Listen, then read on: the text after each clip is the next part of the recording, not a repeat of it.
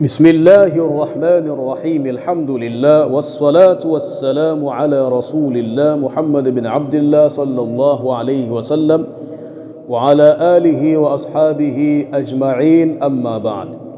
Naam, kwa tawfiki ya Allah subhanahu wa ta'ala tunaendelea na somo letu la mustalah, na leo tupo kurasa nambari 40 wa kitabu chetu, tukiingia katika kusoma alhadithul mudraj. Tamam.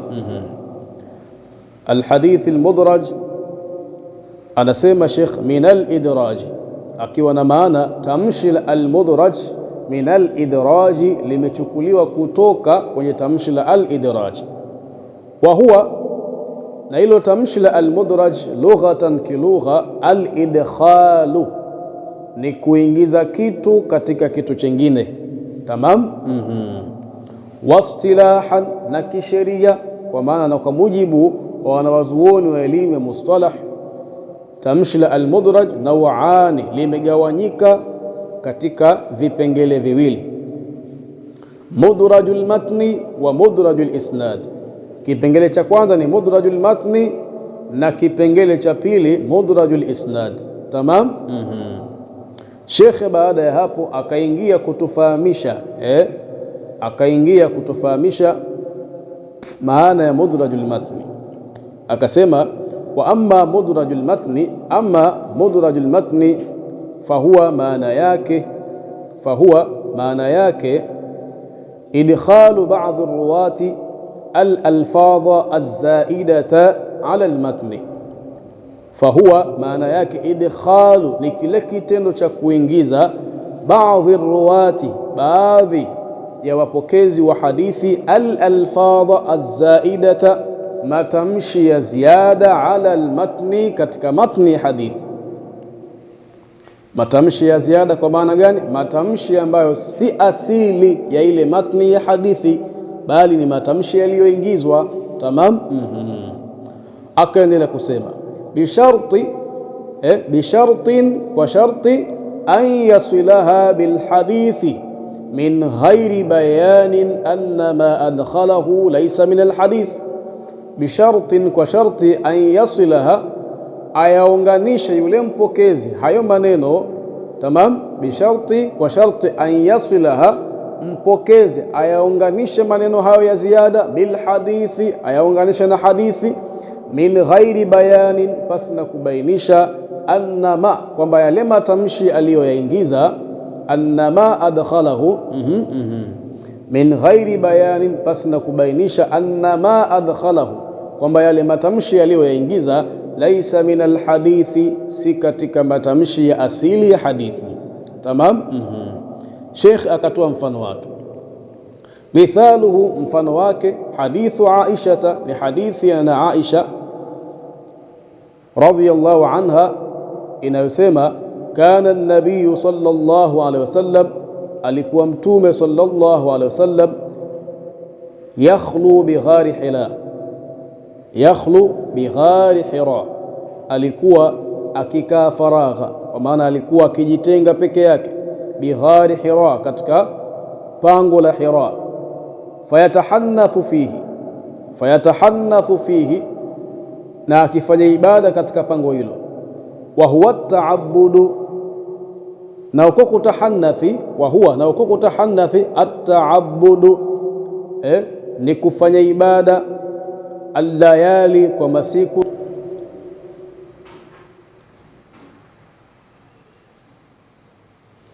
al-layali, kwa masiku, dhawati al-adadi, yenye idadi, kwa maana masiku yenye kuhesabika. Tamam. Fa qawluhu, basi kule kusema kwake, wa huwa ta'abbudu, sawa, kusema kwake nani? Mpokezi wa hadithi. Tamam.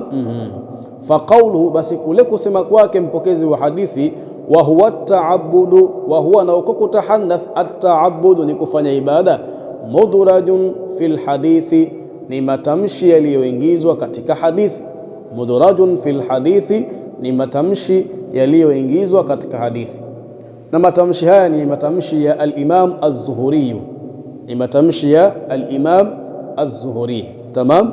Al-Imam az-Zuhuri alipokea hadithi kwa Aisha ikiwa haina ziada hii. Kwa maana alipokea vipi? Alipokea hivi: kana an-nabiy sallallahu alayhi wasallam yakhlu bighari Hira fayatahannathu fihi al-layali dhawati al-adad.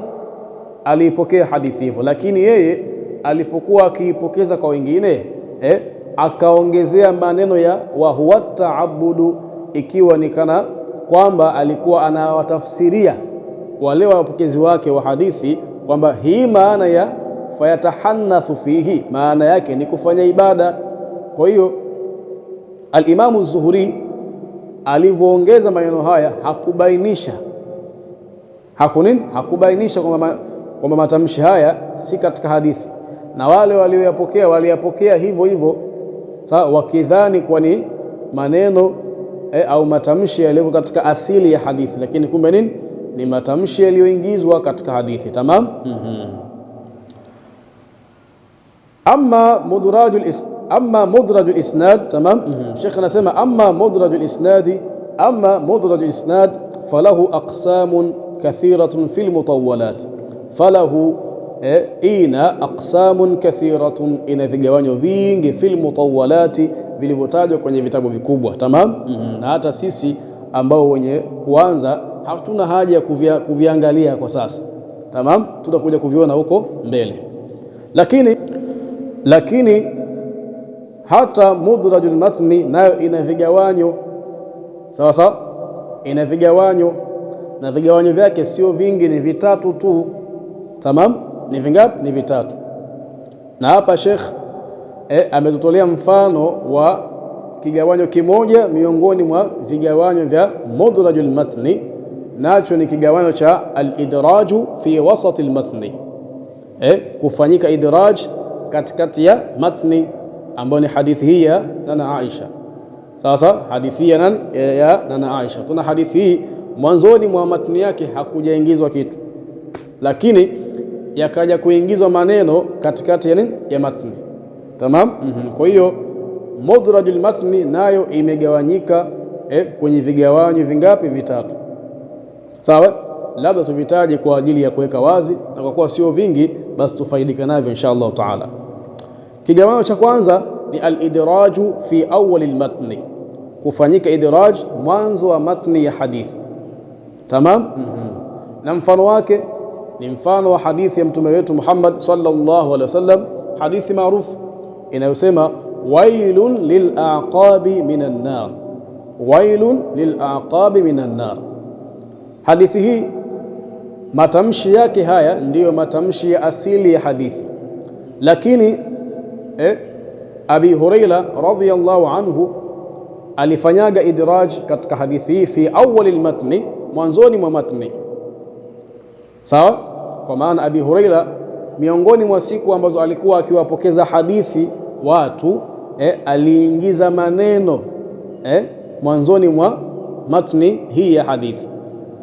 Akasemaje? Akasema qala Rasulullah sallallahu alaihi wasallam asbighul wudhu'a wailun lil'aqabi minan nar.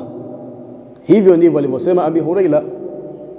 Ameanza kusemaje? Qala Rasulullah sallallahu alaihi wasallam, amesema mtume, asbighul wudhu'a, enezeni udhu katika viungo vyenu, wailun lil'aqabi minan nar, adhabu kali itawapata wale wenye kuacha mianya katika kwenye visigino vyao, minan nar, ndani ya moto. Sasa utaona asili ya matni ya hadithi ni wailun lil'aqabi minan nar, lakini Abi Huraira radhiyallahu anhu miongoni mwa siku ambazo alikuwa akiwapokeza watu hadithi akaongeza maneno ya asbighul wudhu'a, asbighul wudhu'a. Tamam. Kwa hiyo wale watu wakaelewa kwamba haya matamshi ya asbighul wudhu'a ni katika ni katika matni ya hadithi, lakini si asili yake. Tamam, asili ya matni ni wailun lil'aqabi minan nar. Kwa hiyo huo ni mfano wa al-idraju fi awwal al-matni. Tamam. Na kigawanyo cha pili ni al-idraju fi wasat al-matni, na mfano wake ni huo ambao tumetolewa hapa. Sawa, mfano wake ni huo ambao tumetolewa hapa, ambao ni mfano wa hadithi ya mtume aliyoipokea na Aisha.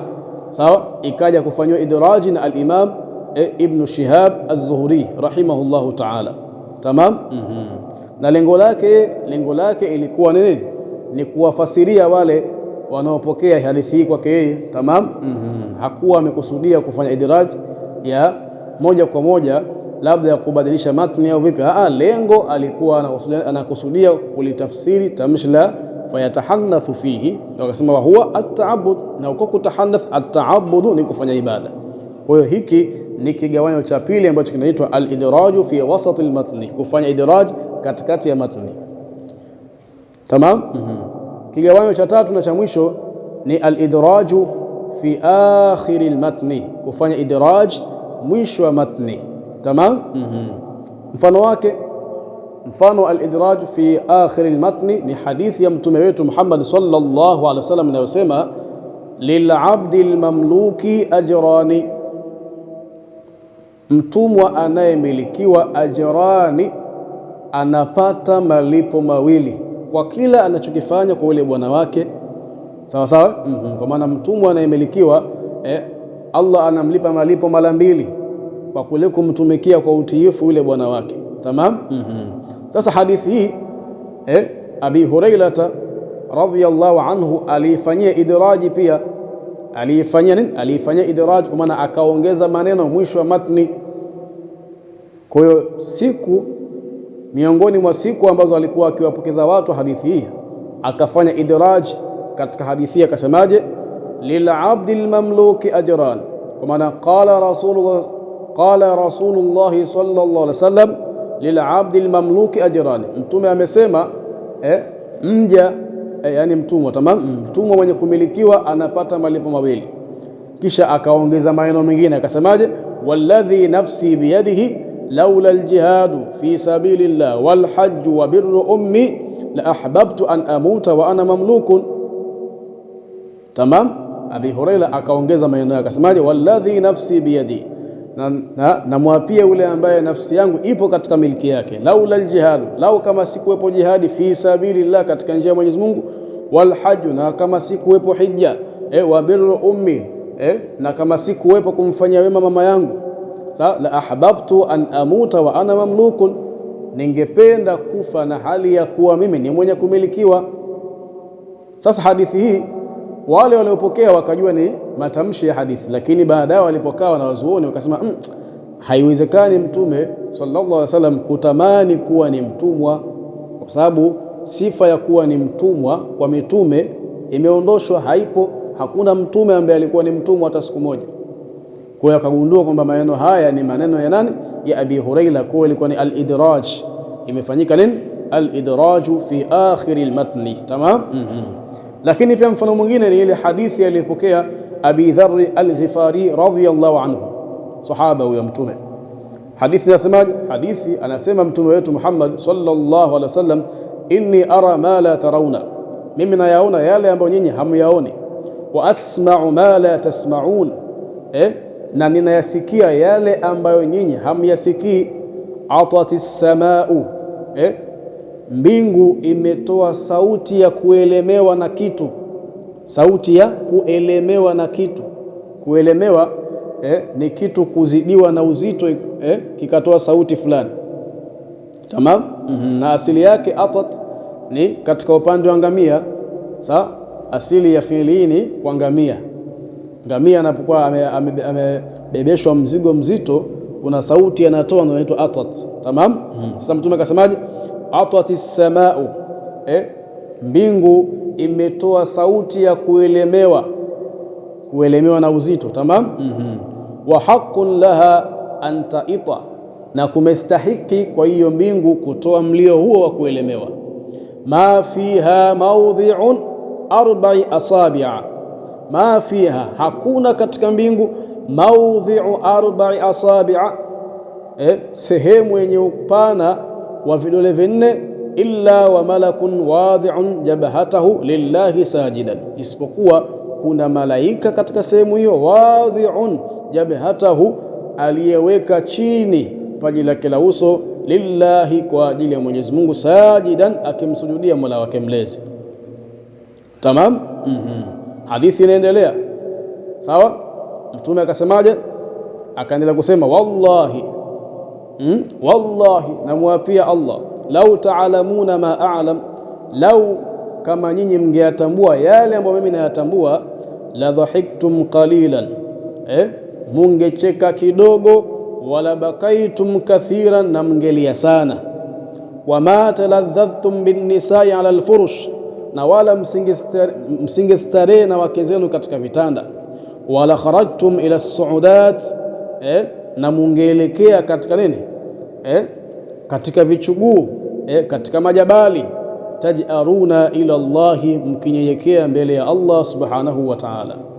Maneno mazito sana mtume aliyatoa. Tamam. Sasa hadithi hii Abi Dharr aliipokea ikiwa imeishia hapa. Tamam, imeishia wapi? Wala kharajtum ila suudati tajaruna ila Allah, na mngeenda katika majabali, katika vichuguu, mkinyenyekea kwa Allah subhanahu wa ta'ala. Lakini sasa siku moja miongoni mwa siku ambazo Abi Dharr al-Ghifari radhiyallahu anhu alipokuwa akiwapokeza watu hadithi, baada ya kutamka matamshi ya hadithi, mwishoni akaongezea maneno, akasemaje? Wallahi lawadittu anni shajaratun tu'dhadu. Akasemaje Abi Dharr al-Ghifari? Wallahi, na hapa kwa Mwenyezi Mungu, lawadittu natamani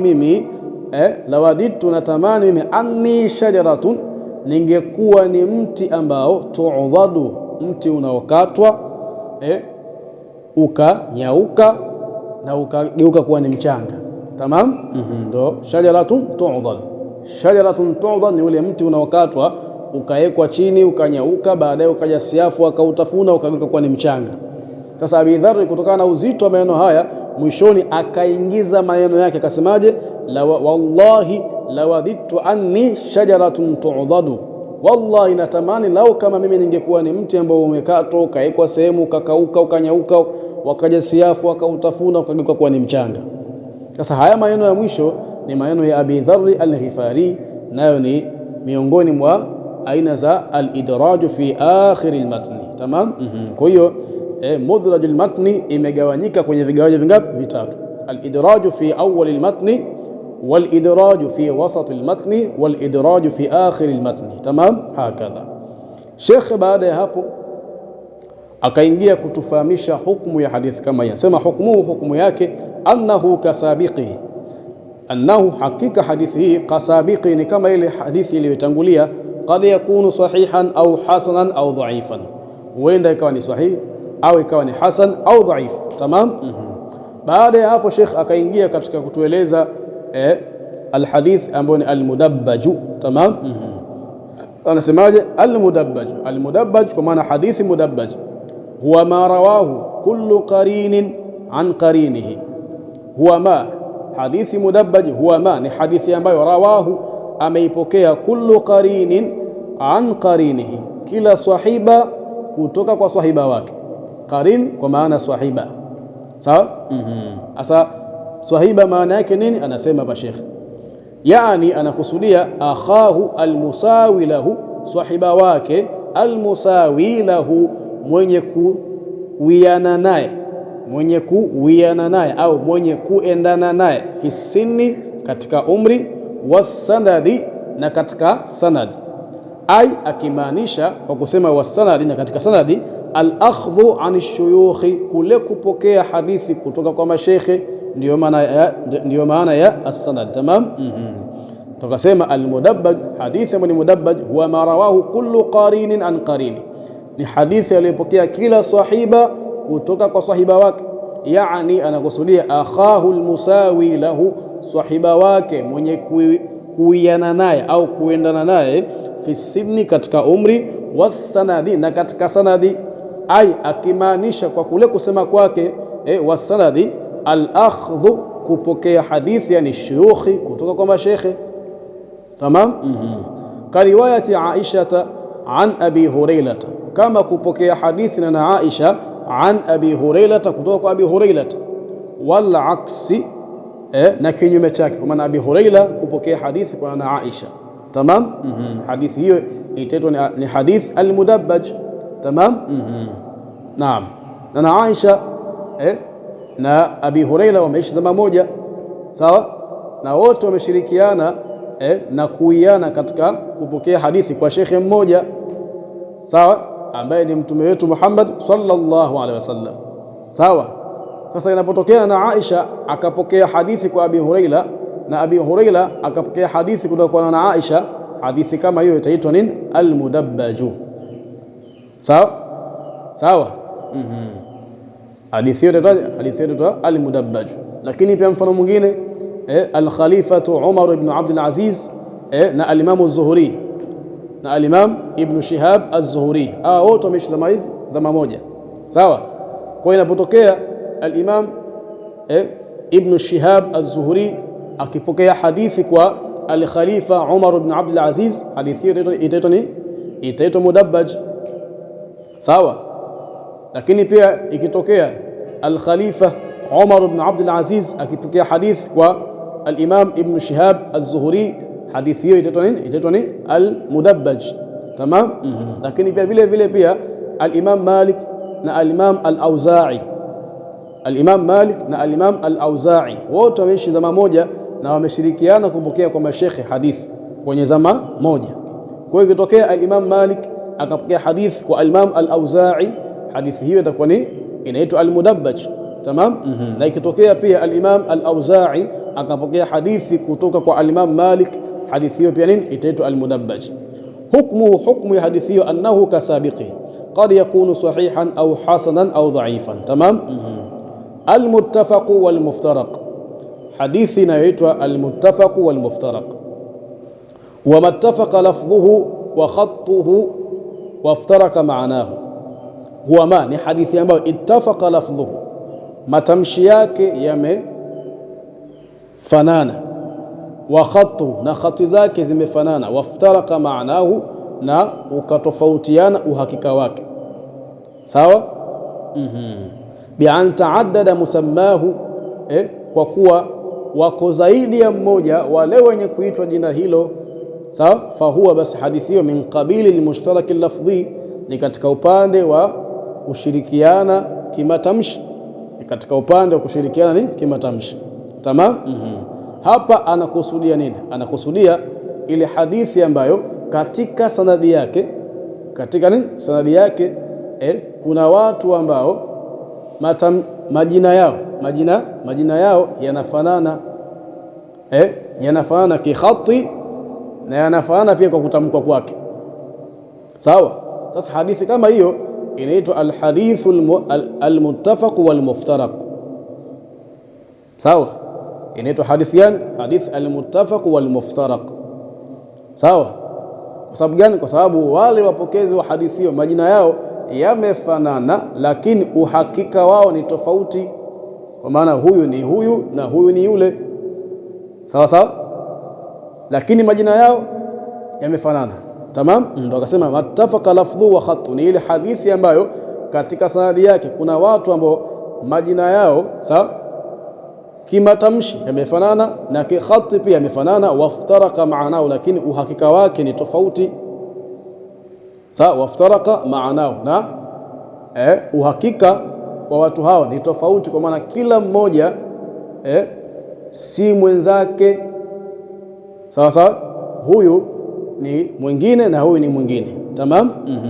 Ndio akasema bi an ta'addada musammahu, kwa kuwa yule mwenye kuita jina hilo ni zaidi ya mtu mmoja. Fahuwa min qabili al-mushtarak al-lafdhi, basi hadithi hiyo min qabili al-mushtarak al-lafdhi, ni katika upande wa kushirikiana kimatamshi, tamam. Mithalu, mfano wake al-Khalil ibn Ahmad, al-Khalil ibn Ahmad, jina la al-Khalil ibn Ahmad. Fahadha ismun, basi hili ni jina, fahadha ismun, basi hili ni jina li sittat ashkhas, ni jina ambalo wanaitwa au wameitwa watu sita katika wapokezi wa hadithi. Kullu minhum yusamma al-Khalil ibn Ahmad, kila mmoja katika wao anaitwa al-Khalil ibn Ahmad. Kwa hiyo inapotokea katika hadithi kwenye sanadi yake, sawa, kuna watu majina yao yamefanana, sawa, katika upande wa kutamkwa na katika upande wa khati yako vile vile, copywriting, tamam, copyright, basi hadithi hiyo itagewa sifa ya kuitwa al-muttafaq wal-muftaraq, tamam. Na hapo inaweza kuwa ni sahih au inaweza kuwa ni hasan au inaweza kuwa ni dhaif, tamam. Al-mu'talif wal mukhtalif, hadithi ambayo ni mu'talif wal mukhtalif, huwa alladhi ittafaqa min jihati al-khatti wal kitabati wa ikhtalafa min jihati al-lafdhi. Huwa alladhi, ni hadithi ambayo ittafaqa, yamewafikiana, kwa maana yamefanana matamshi ya wale wapokezi waliopo katika sanadi ya hadithi hiyo, min jihati al-khatti, katika upande wa khatti, wal kitaba, na uandishi, sawa. Wa ikhtalafa, na yakatofautiana majina hayo, min jihati al-lafdhi, katika upande wa kutamkwa. Tamam.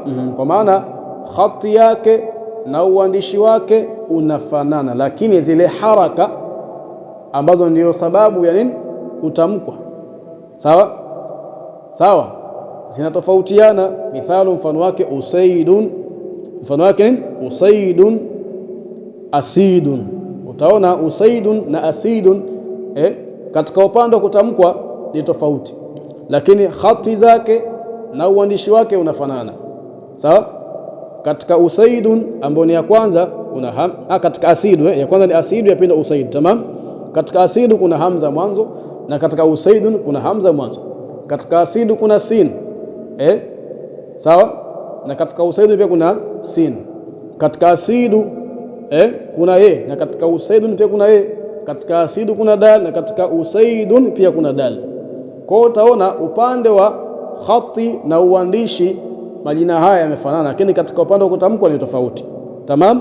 Mfano mwingine hamidu wa humaidun, hamidun wa humaidun, na mfano mwingine imaratun wa umaratun. Tamam. Hakadha. Kwa ikitokea hadithi ambayo kwenye sanadi yake kuna watu ambao majina yao upande wa khati na uandishi yanafanana, lakini katika upande wa kutamkwa ni tofauti, hadithi hiyo itagiwa sifa ya kuitwa kuwa ni al-mu'talif wal mukhtalif. Tamam.